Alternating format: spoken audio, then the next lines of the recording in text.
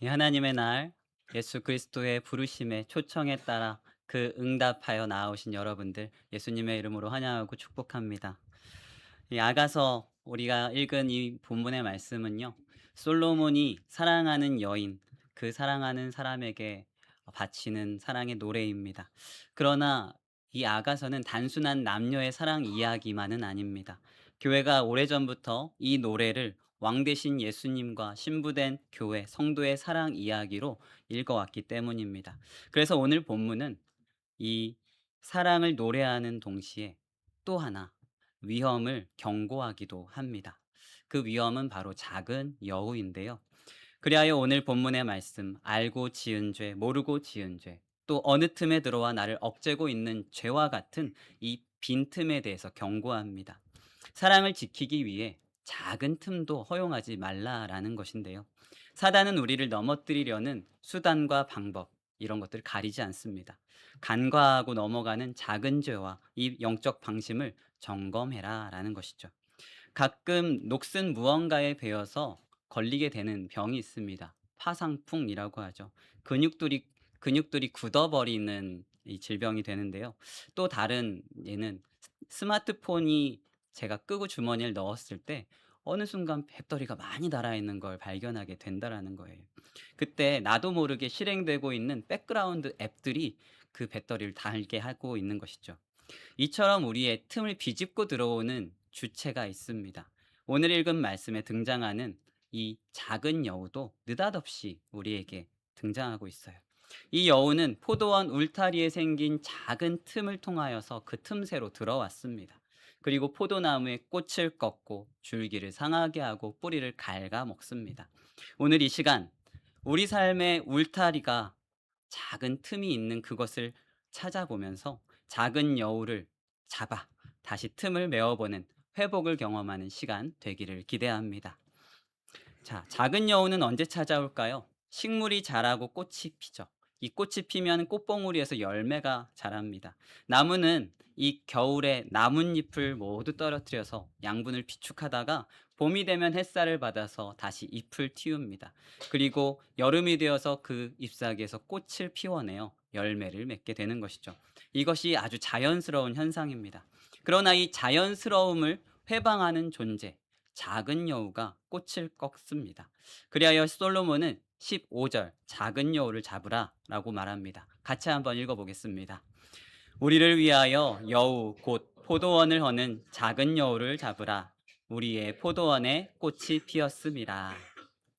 신랑이 신부를 위해 가꾸어 놓은 이 아름다운 포도원, 그 포도원에 꽃이 피었습니다. 아름다운 꽃이 피면 구경꾼들이 많이 오죠. 이 정원을 구경하기 위하여서 사람들이 찾아오는 건 당연하고 반가운 일입니다. 그런데 반갑지 않은 구경꾼도 등장합니다. 다시 말하지만 작은 여우입니다. 이 여우는 왜 그동안은 꽃이 피기 전 나타나지 않다가 꽃이 필 때가 되어서야 열매를 맺을 때가 되어서야 이 포도원에 등장한 것일까요? 왜 이때일까라는 고민을 우리는 해봐야 하는 것입니다. 사단은 전략을 짭니다. 보통 이 방해는 큰 사건으로 우리에게 다가오지만은 않습니다. 교회 오는데 만나게 되는 아주 작은 사소한 일들, 그런 작은 사건들이요. 하나님의 뜻을 따라가려고 내가 마음을 먹었을 때, 그때요. 어디선가 작은 여우가 나타나 우리를 괴롭힙니다. 우리의 신앙의 줄기가 자라고 잎이 자라고 꽃을 피울 때까지 사탄은 별 간섭 없이 지내다가 곧 신앙의 열매를 맺으려고 하니까 그제서야 방해를 한다라는 거예요. 작디 작아 보이는 죄, 아무렇지 않게 행하던 나의 행동들이 이 작은 여우가 비집고 들어올 수 있는 빈 틈이 되는 것입니다. 아, 이 정도쯤은 괜찮겠지. 타협하고요. 불평하고 또 부정적인 말을 했던 나의 입술이 또 내 마음에 미움과 시기와 질투, 하나님보다 더 사랑하는 것이 나타나는 그때, 그렇게 세상을 더 의지하고 세상의 방법대로 살아가려고 하는 그 일이 사단의 방해라는 것입니다. 내 삶에서 나타나는 작은 여우는 무엇일까? 작고 사소해 보이는 여러분의 작은 습관들, 죄의 습관들을 떠올려 보십시오. 혹시 비난하는 언어, 또 비교하는 나의 마음들, 불안한 생각이 드는 그때가 언제입니까? 우리는 그 시간을 잡아내야 하는 것입니다. 바라기는 여러분이 속히 작은 여우와 같은 나의 나쁜 습관들을 찾아내셔서 하나님에게 올려드릴 달콤한 열매를 낼 이 포도원을 지켜 나아가시기를 축복합니다. 그렇다면 작은 여우는 무엇을 무너뜨릴까요? 작은 여우가 무너뜨리는 포도원은 무엇을 의미하는가? 오늘 말씀 17절에 보면 노루와 사슴이 나타나요. 그리고 16절에는 신랑과 신부 백합화가 나옵니다. 이들은 서로를 돌봐주는 존재이고 함께하는 공존의 존재입니다. 그리하여 포도원은 하나님의 손길과 사랑받는 존재가 공존하는 장소인 것이죠. 화합하며 살아가는 공간이라는 것입니다. 우리가 지켜내야 할 포도원의 정체 세 가지로 봤을 때 첫 번째, 하나님이 가꾸시는 몸된 교회, 우리 자신입니다. 요한복음 15장 5절입니다. 같이 읽겠습니다. 나는 포도나무요, 너희는 가지라. 그가 내 안에, 내가 그 안에 거하면 사람이 열매를 많이 맺나니 나를 떠나서는 너희가 아무것도 할 수 없음이라. 이 포도원은 버려진 땅이 아니에요. 그저 길 가다가 만나는 포도송이가 많이 열려 있는 땅이 아닙니다. 이 땅은 예수 그리스도가 우리를 위하여서 목숨을 버려 이 보혈을 흘려 우리에게 값으로 주고 사신 땅이며 주인 되신 하나님이 울타리를 치시고 돌도 골라내시고 그 안에 물과 흙을 잘 걸러 주셔서 키워내신 포도나무가 자라나는 땅입니다. 그 땅은 우리 모두입니다. 두 번째 포도원은 사랑의 열매를 맺는 거룩한 우리 가정입니다. 시편 128편 3절입니다. 이것도 같이 읽습니다. 내 집 안방에 있는 내 아내는 결실한 포도나무 같으며. 하나님이 세우신 가장 아름다운 공동체가 가정이죠. 그 안에서 사랑이 꽃이 피어지고 자녀들이 자라가는 것을 볼 때 우리는 행복이라는 감정을 느낍니다. 하나님은 부모와 자녀가 하나님의 은혜를 함께 나누며 나아가는 그 모습을 기뻐하세요. 그리하여서 그곳에서 누려지고 선포되어지는 찬양과 말씀의 읽기를 하나님은 참 기뻐하신다라는 것입니다.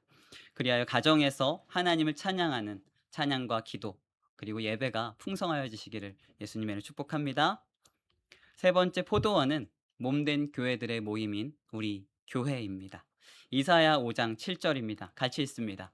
무릇 만군의 여호와의 포도원은 이스라엘 족속이요 그가 기뻐하시는 나무는 유다 사람이라. 포도원은 이스라엘 족속이라. 내 하나님의 백성들의 모임이 포도원이라는 뜻입니다.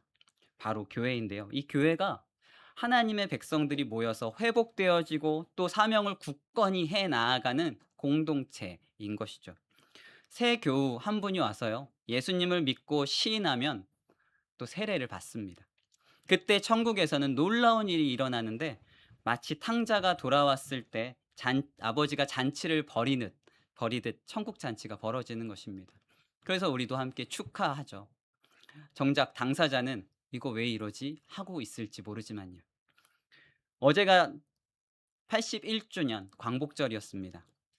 대항 독립 만세를 외치던 우리 조상들이 참으로 기뻐했던 날이죠. 35년간 일본 식민 통치를 우리가 받았는데 그날 되어서야 해방되었습니다. 일본에 빼앗겼던 나라의 주권을 되찾은 날이죠. 그래서 이름이 광복입니다. 빛을 되찾다. 주권을 회복하다라는 이 말의 의미는 무엇일까요? 다시 소망이 생겼다라는 뜻을 갖고 있어요. 내 자신의 정체성을 온전히 회복했다라는 것입니다. 그래서 광복입니다.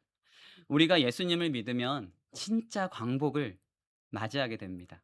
내 인생의 주인이 내가 아님을 깨닫게 되므로 하나님이 주인 되시는 인생을 살아갈 수 있게 됩니다. 나에게 주신 소명을 발견함으로 허무한 인생이 아니라 꿈을 꾸고 소망을 나누는 인생이 되는 것입니다.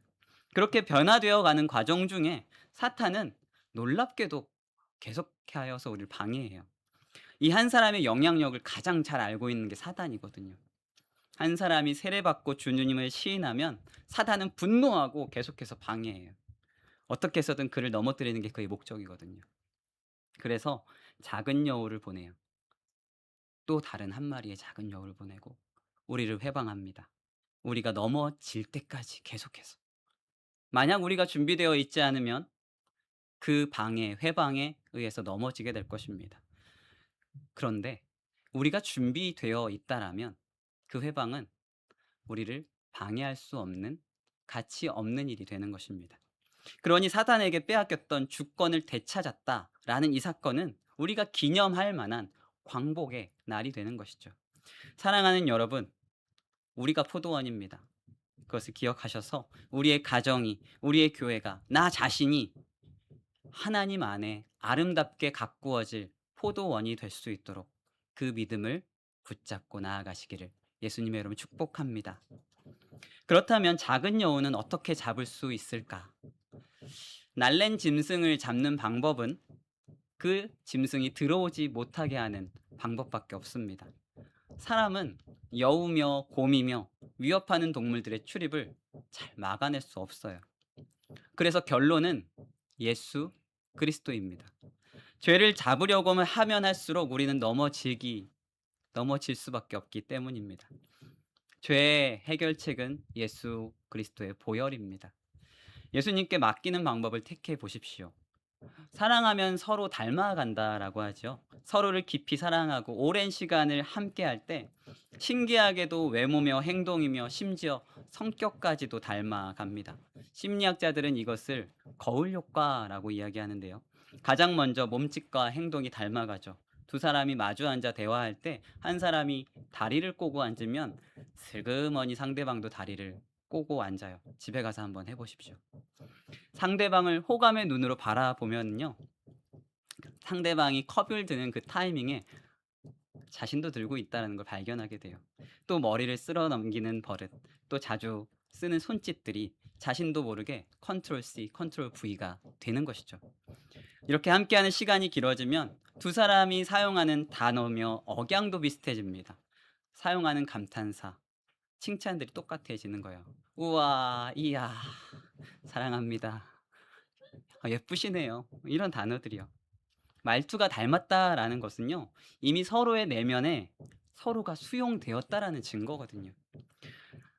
나와 이 사람이 달랐던 라이프 스타일, 식성이 닮아지게 되는 것. 상대방이 좋아하는 음식을 나도 한번 먹고 또 먹고 먹다 보니까 그 맛을 알아가게 되고 그 사람이 자는 잠버릇이며 수면 시간이며 여가 시간을 어떻게 보내는지 그것도 다 닮아가는 거예요. 같은 시간과 같은 장소를 공유하면서 생기는 이 경험 누적의 결과라는 것입니다. 또 마지막으로 정말 오래된 부부를 보면은 생김새도 닮아 있는 걸 발견하시죠? 실제로 미국의 미시간 대학의 심리 연구 결과를 보니까 결혼 생활을 오래 한 부부일수록 많이 닮는다라고 합니다. 그 이유가 얼굴의 근육들을 사용하는 이 부분들이 같기 때문이래요.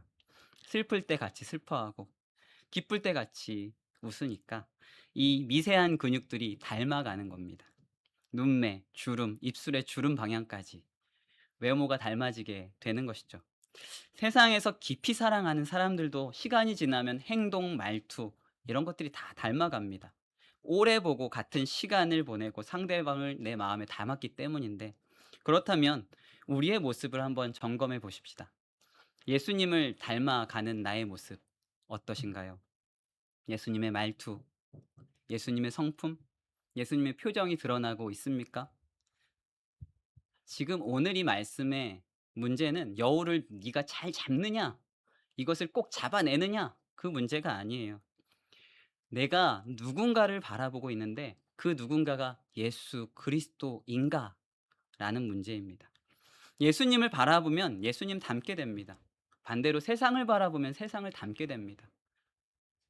여러분 무엇을 바라보고 계십니까? 오늘 본문은 신부가 신랑에게 속하였고 신랑은 신부에게 속하였다 이야기합니다. 16절입니다. 같이 읽습니다. 내 사랑하는 자는 내게 속하였고 나는 그에게 속하였다. 그가 백합화 가운데서 양떼를 먹이는구나. 순서를 보면 15절에서 여우를 잡으라고 경고하고 나서 16절 신부는 자신이 신랑에게 속했다 말합니다. 포도나무가 여우를 쫓아낼 수 없어요, 여러분. 포도나무는 그저 달려 있어요, 덩쿨이 되어서. 사랑하는 포도원 주인이 나타나 여우를 쫓아내 주어야만 하는 겁니다. 다시 울타리를 재정비해 주는 주인이 있고 땅에 양분을 주는 주인, 물을 주는 주인이 있어야 안전해지는 거예요. 이 모든 일은 포도나무가 하는 일이 아닙니다. 주인이 하는 일입니다. 우리가 내 힘과 내 생각, 나의 마음을 의지하면 의지할수록 죄는 커져갈 거예요. 염려는 커져갈 겁니다. 그러니까 한마디로 이 죄의 유혹은 사람이 이길 수 없다. 그렇다면 만약 나를 의지하여 살아간다라면 이 어둠이 침식해 올 때 여우가 다른 짐승들을 끌고 와서 어떻게 하게 될 것인가? 나의 빈틈은 더 멀어져서 포도원이 엉망진창이 될 것이라 라는 겁니다. 반대로 우리가 하나님을 의지하여서 선한 길, 옳은 길, 의의 길을 간다라면 두려움은 사라지고 주인의 손길로 말미암아 보호받아 회복되어질 것이다라는 겁니다. 하나님을 의지하는 방법이 있죠. 모두가 다 아는 방법입니다. 성경을 읽는 것, 말씀을 따라 기도하는 것, 말씀대로 살아가는 것. 그렇게 해보시면 변화를 경험하시는 것 다 아시잖아요. 재미도 느껴질 거예요, 어느 순간. 내가 이렇게 새로워질 수 있구나. 아, 나도 하나님 믿으면 이렇게 변화될 수 있는 사람이었구나. 성장할 수 있구나. 아, 나도 정결한 사람이구나. 하나님 의지하면 재밌어집니다. 그 시작이 예수님을 바라보는 것입니다. 주님을 사랑하는 것이고 주님과 연합하기 위해 매일 소통하며 가까이 나아가는 것이죠. 그렇게 될 때 나도 모르게 예수님의 성품과 말투와 표정을 닮아 있을 것입니다. 그런 향기로운 포도나무가 되시기를 바랍니다. 다음으로 17절인데요. 이것도 같이 읽습니다. 네, 사랑하는 자야, 날이 저물고 그림자가 사라지기 전에 돌아와서 베데르산의 노루와 어린 사슴 같을지라. 해가 비추면 그림자가 생기는데요. 해가 사라지면 그림자가 사라집니다. 그래서 날이 저물고 그림자가 사라지기 전이라는 이 말은 어둠이 찾아오기 전이라는 표현이 됩니다. 그리고 이 단어는 이 베데르라는 단어가 분리, 단절, 이별이라는 뜻을 품고 있거든요. 이별되어 있는 이 상태에서 너희가 이 포도원에서 떠나 잠시 나가 있는 그곳에서 분리를 경험하기 전에 어둡기 전에 돌아오라라는 이런 의미예요. 하나님과 우리를 갈라놓는 죄의 벽이 있습니다. 있었어요. 작은 여우가 그걸 세워놓고 있죠. 우리는 어두운 밤, 우리 영혼이 삼켜지기 전 이 분리의 산을 떠나서 벗어나서 포도원으로 돌아와야 합니다. 예수님이 이 십자가를 통하여서 막힌 담을 허무셨기 때문에 분리된 담은 이미 무너져 있어요. 그저 걸어서 들어가면 돼요. 근데 그 방법은 단 한 가지. 예수님을 믿으면입니다. 예수님의 보혈을 의지하면입니다. 그 예수님의 보혈을 의지한 사람은 더 이상 죄에 발목 잡혀서 살 수 없습니다. 예수님을 의지하여 믿음으로 살아가는 사람은 구원이 이미 확정되어서 다른 어떠한 죄도 침범할 수 없게 되는 것입니다. 어둠이 찾아오기 전 포도원으로 주인의 사랑의 품으로 신랑이 기다리는 곳으로 하나님이 함께 계시는 교회로 돌아오십시오. 그렇게 예수님께 속한 사람으로 살아가는 우리 모두가 되기를 축복합니다. 말씀을 정리합니다. 사랑하는 성도 여러분, 포도원을 허무는 것은요, 거대한 짐승이 아니에요. 작은 여우예요. 우리의 신앙도 마찬가지입니다. 믿음을 무너뜨리는 것은 어느 날 갑자기 찾아온 큰 시험, 사건들이 아닙니다. 작은 불평, 작은 타협, 작은 게으름, 작은 상처, 작은 틈. 그 틈으로 여우가 들어와서 우리의 포도원을 허무는 거예요. 우리의 교회를 허물고 우리의 가정을 허물고 있어요. 그러니 여러분, 나 자신을, 우리 가정을, 우리의 교회를 지키기 위해서 이 여우는 꼭 잡아야 합니다. 어떻게요? 예수 그리스도를 사랑하여서. 하나님은 우리에게 두려워하지 말라 말씀하세요. 예수님 사랑하면 닮아간다. 걱정하지 말아라. 너의 안에 숨어 있는 작은 여우 내가 잡아주겠다. 말씀하세요. 미워하는 마음, 세상의 두려움, 반복되는 죄, 이 주님보다 더 사랑하는 무언가가 있다면 그걸 물리쳐야 돼요. 그저 우리가 할 일은 예수님 바라보면서 사랑하는 일인 것밖에 없어요. 주님께로 돌아가는 것, 그것밖에 없습니다. 말씀 앞으로 나아갑시다. 기도의 자리로 나아갑시다. 예수님께로 돌아갑시다. 작은 여우를 잡고 주인께 속한 이 아름다운 포도원이 되어서 예수님의 말씀을 따라 동행하는 삶 살아가시는 홍콩 동신교회 성도님들이 다 되시길 예수님의 이름으로 축복합니다. 기도하겠습니다. 사랑의 하나님,